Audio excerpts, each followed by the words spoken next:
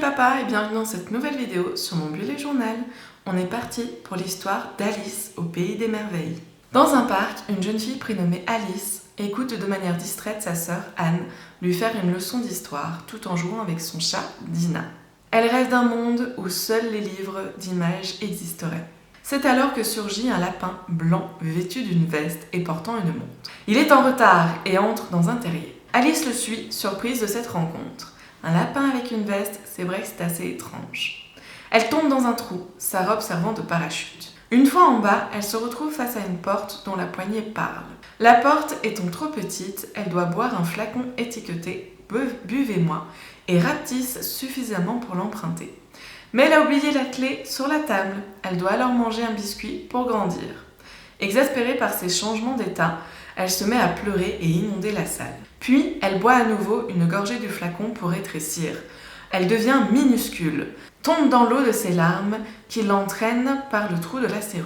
Elle se retrouve alors en pleine mer et croise un dodo qui, une fois sur le bord de la plage, chante et fait danser les animaux marins. Le lapin blanc apparaît, naviguant sur son parapluie, avant de s'enfoncer dans la forêt.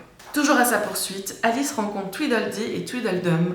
Les jumeaux l'invitent à rester avec eux et lui racontent une histoire qui, pour l'avertir des méfaits de la curiosité, celle des huîtres, du morse et du charpentier. Au bord d'une plage, le morse et le charpentier devisent sur la vie. Charpentier voulant balayer le sable de la plage, et le morse préférant manger. Le charpentier découvre un banc d'huîtres. Le morse lui propose d'en faire leur dîner. Afin de les amadouer, il les convie contre l'avis de leur mère à une balade et un goûter. Tandis que le charpentier construit à la hâte le resto de briques et de broc, le charpentier s'aperçoit avec fureur que le morse ne l'a pas attendu et a gobé toutes les huîtres. Alice rétorque qu'elle n'est pas une huître et que la morale des jumeaux ne la concerne pas. Puis, elle continue son chemin. À la sortie des bois, elle tombe sur la maison du lapin blanc qui, la prenant pour sa gouvernante Marianne, lui demande d'aller chercher des gants. Dans la chambre du lapin, elle ouvre une boîte avec des biscuits qui la font grandir. Elle en mange un. Devenue brusquement géante, elle détruit la maison. Effrayé, le lapin requiert l'aide du dodo, qui passait par là. Celui-ci propose de sortir Alice par la cheminée. Arrive Bill le lézard, ramoneur portant une échelle. La suie fait éternuer Alice et fait s'envoler Bill. Le dodo propose ensuite de brûler la maison et rassemble tous les meubles pour en faire du bois. C'est alors qu'Alice décide de manger ce qui lui passe sous la main, à savoir une carotte cueillie dans le potager. L'aliment fait effet et Alice rapetisse, au point de passer par une fissure de la porte, se lançant à nouveau à la poursuite du lapin toujours en retard. Traversant un champ de fleurs, elle découvre les papillons tartines beurrées qui se posent sur une feuille, puis un hippocampe papillon.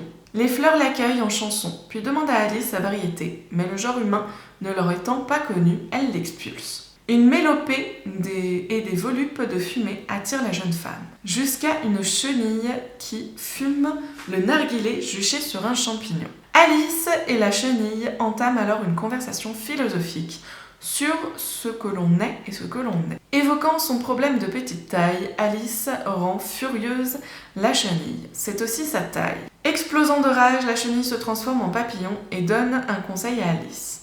Un côté du champignon la fera grandir, l'autre rapetissir. Alice s'exécute et grandit jusqu'à dépasser la cime des arbres et déloge un oiseau de son nid, qui l'attaque. Pour s'échapper, Alice mange l'autre côté du champignon et après 2 ou 3 essais retrouve enfin sa taille normale.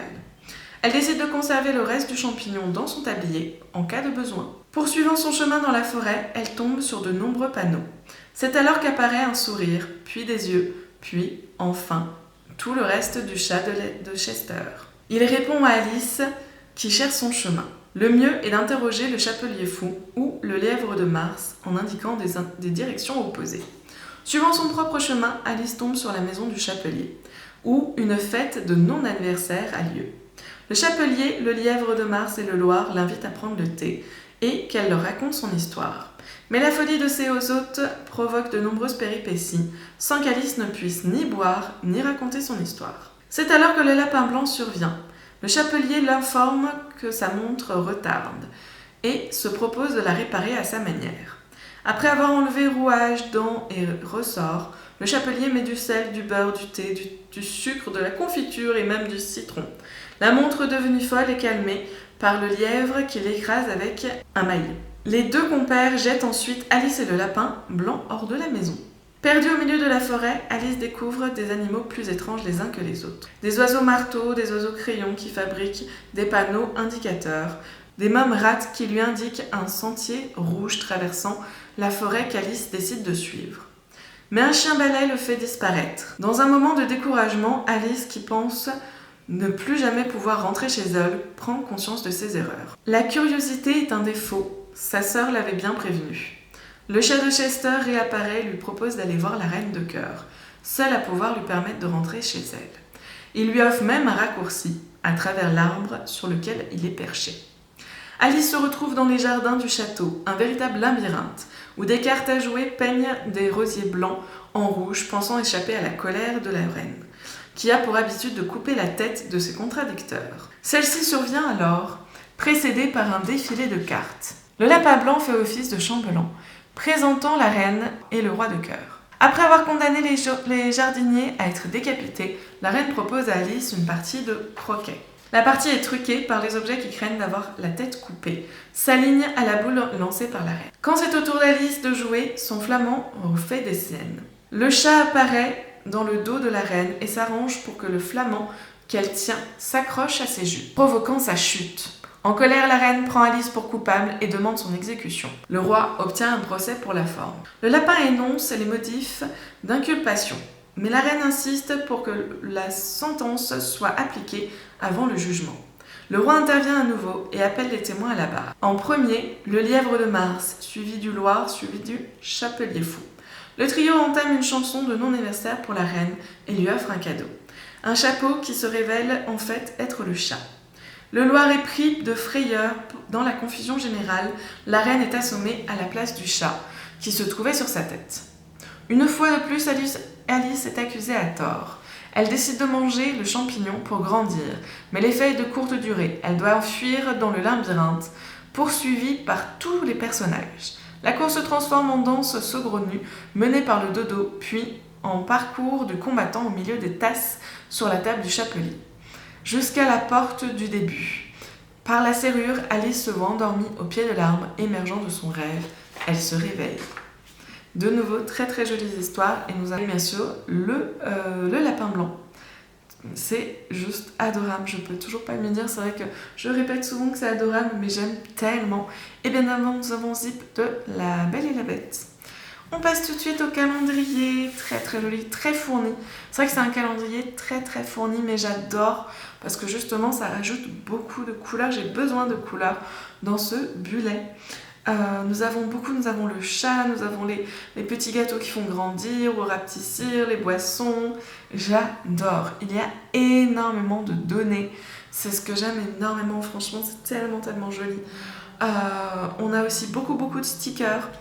C'est juste adorable. Et également, comme le mois dernier, je crois, je ne suis plus sûre, mais il y a donc toujours le volume pour les cases et surtout le volume qui change pour le week-end. Pour vraiment, c'est vrai que bon, je sais très bien que le samedi et le dimanche c'est ici, mais ça rajoute vraiment une différence. On passe tout de suite à la page des souvenirs avec 2 dessins qui sont juste incroyables et bien évidemment un sticker aussi très très joli qui regroupe vraiment un peu tous les objets du dessin animé Alice. Nous passons ensuite à la semaine numéro 1.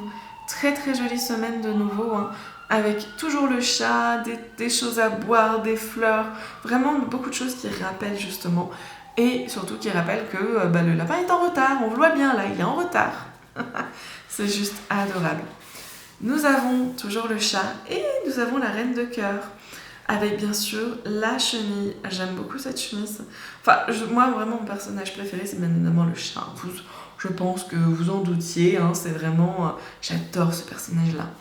On continue ensuite avec une très jolie semaine 3. J'aime beaucoup cette reine-là qui est vraiment prise par le film. Hein, c'est vraiment stylisé, mais par le film quand même de Tim Burton, je crois. Je ne suis plus sûre, mais je crois bien que c'est lui. Avec le chapelier fou, j'adore. Je ne peux pas me dire que j'adore. On passe ensuite à la semaine numéro 4 avec le chat cette fois-ci, mais c'est Dina, c'est pas le chat de Chester. Et bien évidemment la petite qui est super bien stylisée.